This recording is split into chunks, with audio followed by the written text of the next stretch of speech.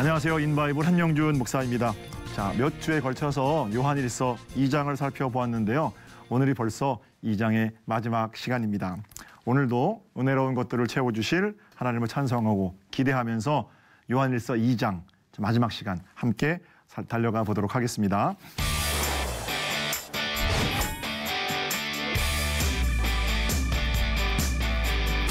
지난 2주 동안에는 하나님과 동행하는 길 위에서 걸림돌에 대해서 우리 생각해 보았죠.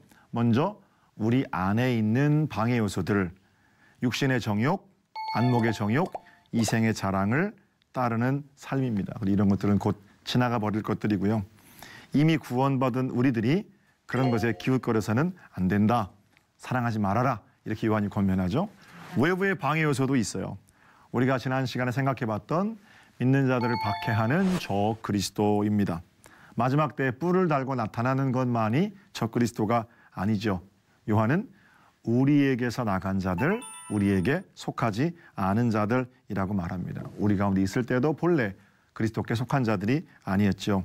정체가 드러나니까 교회 밖에서 우리를 공격하는 겁니다. 마지막에 그 위협 속에 우리가 점검해야 할 것은 두려워하는 마음이 아니라 자기 성찰의 기회로 삼아야 하고, 길 위에서 길을 물어야 하고, 우리의 고백, 기초를 점검해야 하는 거죠. 자, 여기까지가 지난 시간 우리 생각해본 내용 잘 정리가 되셨어요? 자, 오늘은 요한일서 2장 마지막 시간인데요. 어떻게 해야 그러면 이 방해 요소들을 제거하고 기쁨의 길을 하나님과 동행할 수 있는지, 오늘도 역시 3가지로 나눠서 생각해 보겠습니다. 첫 번째, 우리의 입술로 예수를 그리스도로 시인해야 합니다. 네. 본문 23절을 볼게요. 2장 23절입니다. 아들을 부인하는 자에게는 또한 아버지가 없으되 아들을 시인하는 자에게는 아버지도 있느니라. 네. 여기서 아들을 시인한다는 것은 예수께서 하나님의 아들이심을 시인하고 받아들이고 인정한다라는 겁니다. 그분은 그리스도이시고요. 우리 입술을 열어서 예수를 그리스도로 고백할 때 우리가 기쁨으로 이 길을 걸어갈 수가 있겠죠.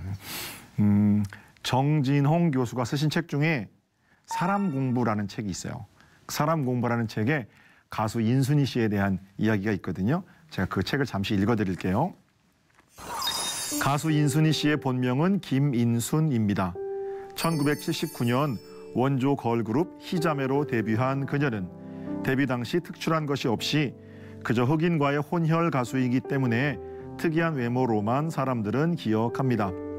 그러나 그녀는 한국 가수로는 4번째로 뉴욕 카네기 홀 무대에 선 가수가 되었고, 2010년에는 1999년에 이어 카네기 홀에서 2번째 공연을 성황리에 마치게 됩니다. 특별히 2010년 공연에서는 한국 전쟁 참전 용사 107명과 참전국 주미 대사들을 자신의 공연에 초청합니다. 그 공연에서 인순이는 이미 80 노인이 되어버린 참전 용사들에게 이렇게 말합니다. 전쟁통에 나 같은 자식을 두고 떠난 뒤 평생 마음의 짐을 가지고 계신 분이 있다면 이제 내려놓으세요. 그렇습니다. 그녀의 아버지는 전쟁통에 이국 땅에 와서 씨만 뿌려놓고 갔습니다. 얼굴 없는 미군 아버지, 바로 그가 인순이 씨의 아버지였습니다. 그러나 그 아픔을 그녀는 이겨냈던 것이지요. 신앙의 힘이 없었다면 불가능한 일입니다. 거기 참석한 사람들에게 했던 그녀의 유명한 마지막 말이 있어요. 여러분은 모두 제 아버지이십니다. 이름도 몰랐던 조선 땅에서 자유와 평화를 지키기 위해 소중한 목숨마저 아까워하지 않으신 여러분의 희생 덕분에 제가, 그리고 대한민국에 오늘이 있는 겁니다. 예, 그 말이 끝나니까 거기 있던 모든 아버지들이 80의 노구를 일으켜서 끝나지 않는 박수를 보냈죠. 그녀가 부른 아버지라는 노래의 가사 이렇게 시작됩니다. 한 걸음도 다가설 수 없었던 내 마음을 알아주기를 얼마나 바라고 바라왔는지 눈물이 말해준다. 그래서 사실 이 노래의 가사를 처음 받고 인순이 씨는 부르기를 원하지 않았다고 그래요. 아버지를 본 적도 없는데 아버지를 생각하며 노래를 부른다는 게 말도 안 된다, 그렇게 생각했었던 거죠. 또 그 노래를 부를 수 있는 어떤 마음 준비, 자신 이런 게 좀 없었던 모양입니다. 그러나 자신 앞에 나서지도 못하는 아버지, 또 그 마음은 어떨까 생각하면서 노래를 부르기 시작하죠. 중간 가사가 이렇게 돼요. 서로 사랑을 하고 서로 미워도 하고 누구보다 아껴주던 그대가 보고 싶다. 가까이에 있어도 다가서지 못했던 그래 내가 사랑했었다. 어딘가에서 이 노래를 듣고 있을 아버지, 만약 이제 그가 살아 있다면, 또 그가 버린 딸이 국민들에게 존경받는, 사랑받는 가수가 되었다는 걸 알면 또 그 아버지는 얼마나 기뻐할까라는 마음으로 부른 그런 노래겠죠. 아버지라는 이름은 그녀가 부를 수 있는 최고로 위대한 이름이고 또 감동적인 이름이 되는 거죠. 자, 이제 아버지 얘기를 들으려고 이렇게 말씀드렸어요. 하나님은 여러분과 저의 아버지세요. 네. 우리를 한 번도 버린 적도 없으시고 우리에게서 고개를 돌린 적도 없으신 참 좋으신 아버지가 되시는 분이에요. 물론 직접 이 눈으로 본 적은 없고 세상살이가 너무 힘들어서 때로는 아버지가 나를 버렸나 이런 생각이 들 때도 있고, 그러나 한 번도 버린 적 없고 한 번도 곁을 떠나신 진짜 아버지, 우리 하나님이시라는 거예요. 그리고 결정적으로 우리가 마음 다해서 하나님 아버지 사랑해요 이렇게 고백하면 우리 아버지 하나님은 춤추고 뛰고 기뻐하시는 분이시라는 거예요. 그러니까 자식 보내고 자식 키우는 보람, 그 보람으로 사시는 분 아닌가 그런 생각도 좀 해보게 되고요. 그 좋으신 하나님을 아버지라고 부를 수 있도록 길을 여신 분이 계신데 바로 그분이 예수 그리스도이십니다. 그러니까 예수를 그리스도로 고백하고 하나님의 아들을 그리스도로 고백하고 시인한다는 것은 하나님을 아버지로 고백하고 모셔드린다는 것이고 하나님 아버지를 춤추게 해드리는 일이죠. 네가 만일 내 입으로 예수를 주로 시인하며 또 하나님께서 그를 죽은 자 가운데 살리시는 것을 내 마음에 믿으면 구원을 받으리라. 사람이 마음으로 믿어 의에 이르고 입으로 시인하여 구원에 이르느니라. 구원에 이르고 구원의 복된 길을 걸어갑니다. 우리 모두가 하나님과 동행하면서 예수를 그리스도로 고백하고 시인하는 이 길을 가는 어떤 복된 즐거움이 충만한 때를 살아가시기를 우리 주님의 이름으로 축복합니다. 자, 두 번째, 어떻게 기쁨으로 이 길을 걸어갈 수 있을까요? 따라해 보실게요. 예수 그리스도 안에 거하라. 예수 그리스도 안에 거하라. 24절의 사도 요한의 권면입니다. 너희는 처음부터 들은 것을 너희 안에 거하게 하라. 처음부터 들은 것이 너희 안에 거하면 너희가 아들과 아버지 안에 거하리라. 처음부터 들은 것을 너희 안에 거하게 하라. 그러니까 17시간 지금 우리가 이제까지 왔는데 사도 요한이 1장 1절에서 뭐라고 그래요? 태초부터 있는 생명의 로고스, 태초부터 있는 생명의 말씀. 요한복음 1장에도 똑같이 쓰였어요. 태초에 말씀이 계시니라.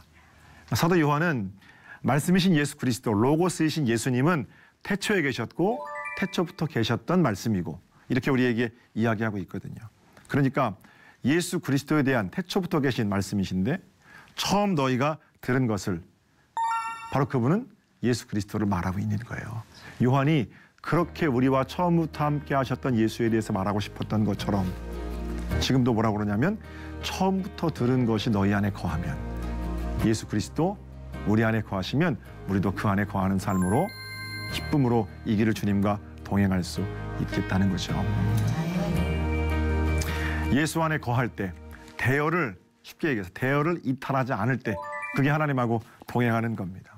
그러니까 아들과 아버지 안에 거한다. 예수 안에 있기 때문에 이제는 나를 보면 예수가 보여지는 거죠. 예수로 옷 입은 자는 내 알몸이 보이는 게 아니라 예수가 보이는 거잖아요. 몸은 옷 안에 있기 때문에 옷을 벗기 전에는 몸이 보이지 않습니다. 마찬가지로 우리의 모습을 통해서 예수 그리스도의 모습만 보일 때 비로소 우리가 예수 안에 거한다라고 말할 수가 있겠죠. 잠시 우리 사도 바울의 편지를 살펴볼게요. 빌립보서 3장 5절부터 9절까지입니다. 사도 바울이 어떻게 말하고 있는지. 나는 8일 만에 할례를 받았고 이스라엘 족속 베냐민 지파 히브리인 중에 히브리인, 율법으로는 바리새인, 열심으로는 교회를 박해하고 율법의 의로는 흠이 없는 자라. 그러나 무엇이든지 내게 유익하던 것을 내가 그리스도를 위하여 다 해로 여길 뿐더러 또한 모든 것을 해로 여김은 내 주 예수 그리스도를 아는 지식이 가장 고상하기 때문이라. 내가 그를 위하여 모든 것을 잃어버리고 배설물로 여김은 그리스도를 얻고 그 안에서 발견되려 함이니 내가 가진 의는 율법에서 난 것이 아니요 오직 그리스도를 믿음으로 말미암은 것이니 곧 믿음으로 하나님께로부터 난 의라. 자랑하는 거거든요. 자기의 이력을 자랑하는 겁니다. 그런데 왜 그렇게 자랑하는 거냐면 당시에 거짓 교사들이 많았는데 뭐라고 가르쳐요? 여전히 아니다, 할례 받아야 구원받는 거다, 이렇게 가르쳤거든요. 그러니까 사도 바울은 행위의 할례가 아니라 마음의 할례가 중요하다라고 지금 말하고 있는 상태에서, 그러니까 할례는 생식기에 표피에 받는 것이 아니라 마음에 받는 거다, 바울이 지금 이렇게 말하고 있는 거거든요.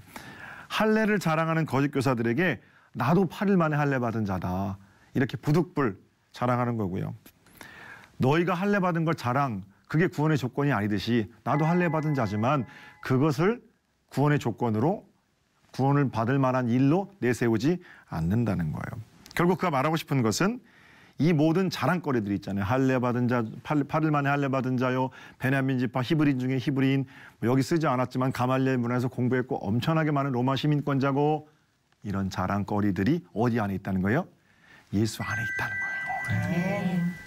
이런 자랑거리들이 보이는 게 아니라 이 모든 것들을 감싸고 있는 예수 그리스도, 그분 자랑하는 건 비교할 수 없으니까 나를 보면 그런 불쑥불쑥 나오는 내 자랑이 아니라 예수 그리스도만 보여진다는 거죠. 예수만 보이기 원한다는 그분의 고백이 참 귀하죠. 우리도 역시 많은 자랑 가지고 있어요. 그죠? 어떤 분은 아름다운 외모가 있을 수 있고, 또는 많은 경험, 또 지식, 재물, 또 자녀, 여러 가지 자랑들이 있는데 그 자랑은 예수 안에 있을 땐 참 귀한 겁니다. 예수님 자랑보다 그 자랑이 앞서지 않으면 그 자랑은 하나님께서 내게 주신 것들을 간증하는 어떤 간증이 되는 거죠. 우리가 가지고 있는 모든 스펙이 그 예수 안에 있을 때, 사도 바울이 모든 것을 자랑할 만한 것들을 다 예수 안에 가두고 예수만 자랑했던 것처럼 우리를 통해서도 복음이 끊임없이 흘러갈 조건이 또한 완성된 거죠. 화려한 이력 대신 예수만 자랑 삼겠다는, 그저 내보이는 정도가 아니라 사도 바울은 예수님이 너무 좋아서 그 모든 것들이 다 배설물이라고 그러잖아요. 그럼 그거 왜 너무 심한 거 아니에요? 그거 왜 배설물이라고 그럽니까? 왜 배설물이라고 했을까요? 스펙 자랑하다 보면 그런 자랑들은 슬며시 내 안에 좌정하고 계신 예수 그리스도와 자리를 바꾸려고 덤벼들거든요. 그러니까 너무 나는 아무것도 자랑할 게 없어요. 글쎄요. 어쨌든 간에 우리가 예수 자랑하는 것, 그거 제일 원칙으로 삼지 않으면 수많은 나의 삶의 어떤 흔적들이나 자랑거리들이 예수 밀어내고 그 자리를 차지하려고 하니까 사도 바울은 배설물, 이렇게 말하는 거죠. 아까 읽었던 본문 9절에 뭐라고 그러냐면요, 그 안에서 발견되려 함이니 내가 가진 의는 율법에서 난 것이 아니요 오직 그리스도를 믿음으로 말미암는 것이니 곧 믿음으로 하나님께로서 난 의라. 네. 그 안에서 발견되려 함이니, 이 대목에 주목해야 합니다. 그리고 나서 사도 바울이 자랑하는 건 예수 십자가뿐인 거죠. 사랑하는 성도 여러분, 이제 우리의 삶에서 예수 그리스도만 보여지는, 그래서 대열에서 이탈하지 않는 거예요. 네. 누가 뭘 잘했을 때 어떻게 그렇게 잘해요? 아유, 제가 원래 좀 그래서요. 이게 아니고요. 네. 이제 예수님께서 하셨어요. 예수님께서 허락하셨어요. 이렇게 예수님께 영광을 올려드릴 때 우리의 어떤 잘한 것들을 통해서 또는 우리의 부족한 것들을 통해서 말하시고 일하시는 예수님이 오롯이 우리 삶 통해서 드러날 수가 있겠죠.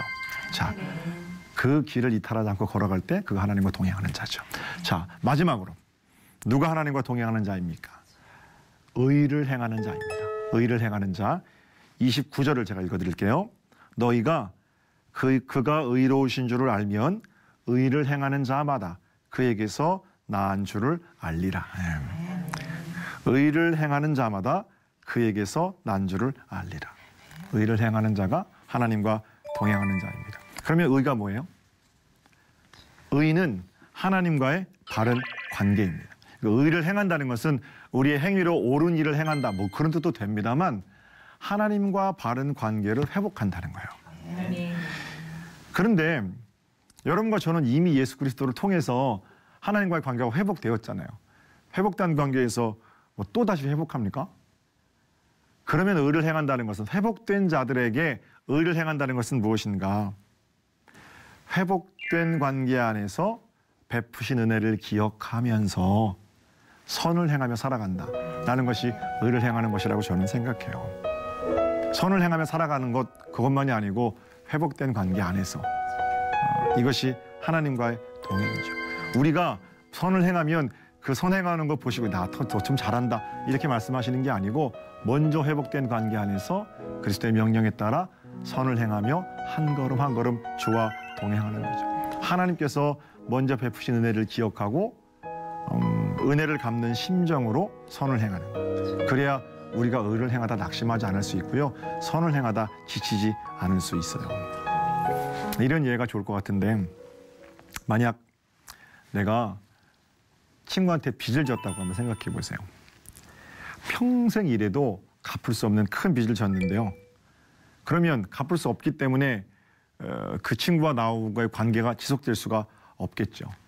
천문학적인 돈을 갚기 전에 관계가 회복되기는 어려운 거예요. 평생 어그러진 관계로 그렇게 살아갈 수밖에 없는 그런 상황. 그런데 그게 회복될 수 있는 길이 있죠.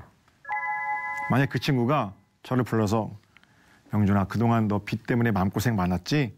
그냥 그거 없는 걸로 하자. 이렇게 하면, 그리고 제가 빌렸던 차용증 제 보는 앞에서 찢어버리면 친구와의 관계는 회복됩니다. 그죠? 내 쪽에서는 방법이 없어요. 그런데 그쪽에서는 방법이 있는 거예요. 그럼 그렇게 그쪽에서 내게 베풀어 주신 탕감의 은혜를 입었으면 탕감받은 사람은 어떻게 살아야 돼요? 나도 내 빚을 탕감해 준 사람의 은혜를 기억하면서 감사한 마음을 가지고 내게 빚진 자들에게 그렇게 해주며 살아가는 것. 바로 그것이 빚을 탕감받은 자들의 모습이겠죠. 회복된 관계고, 회복된 관계 안에서 선을 행하며 살아가는 것. 뭐 이렇게 얘기할 수 있을 거예요. 죄로 인해서 저와 여러분이 죽을 수밖에 없는 건 분명하잖아요. 그런데 우리 쪽에서는 그 죄로 인해 하나님과의 어그러진 관계를 회복할 방법이 없잖아요. 천문학적인 뭐 몇십억, 몇백억에 비유하겠습니까? 지옥으로 가는 인생을 어떻게 하나님께로 돌려놓을 수가 있겠어요? 근데 하나님 쪽에서 우리를 향해서 아들 예수를 보내심으로 탕감해 주셨잖아요. 그렇게 회복된 관계, 그렇게 하나님의 자녀, 하나님 나라의 안방에 들어와 살게 된 하나님의 자녀된 권세, 그 감격을 가지고 회복된 관계 안에서 우리와 만나는 모든 사람들에게 용서를 사랑하고 용서를 살아가고 의를 살아내는 것. 바로 그것이 믿음의 사람들의 삶의 모습이고 그 길이 그리스도와 동행하는 삶이겠죠. 이 내용을 기억하면서 29절을 다시 한번 읽어볼게요. 너희가 그가 의로우신 줄을 알면 의를 행하는 자마다 그에게서 나은 줄을 알리라.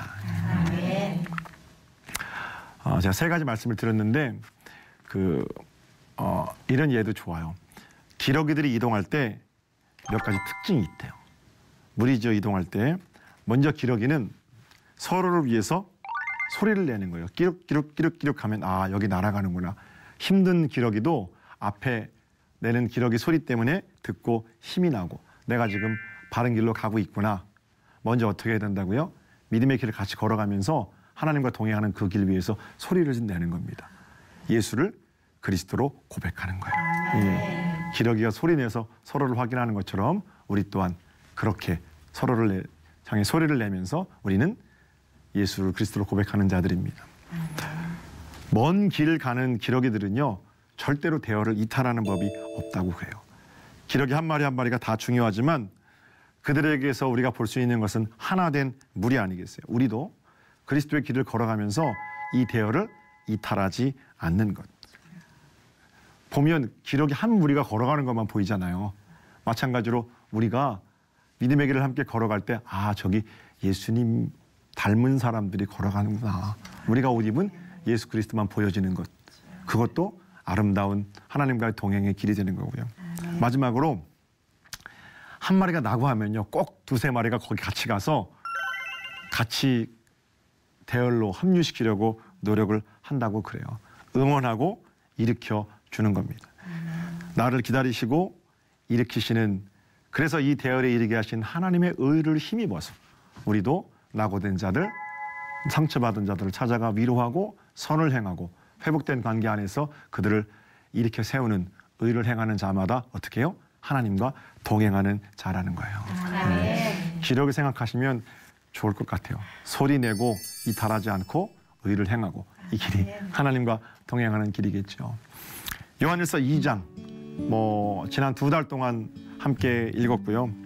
7주 동안 읽었는데 하나님과의 사귐이 1장의 주제고 하나님과의 동행 2장의 주제, 여러 가지 방해 요소들, 또 우리를 새롭게 하나님과의 동행으로 초청하는 소리들, 참 이 길 위에서 하나님과 풍성한 교제를 나누는 복된 동행이 시청자 여러분들, 그리고 여기 함께 참석한 여러분들의 것이 되시기를 다시 한번 주님의 이름으로 축복합니다.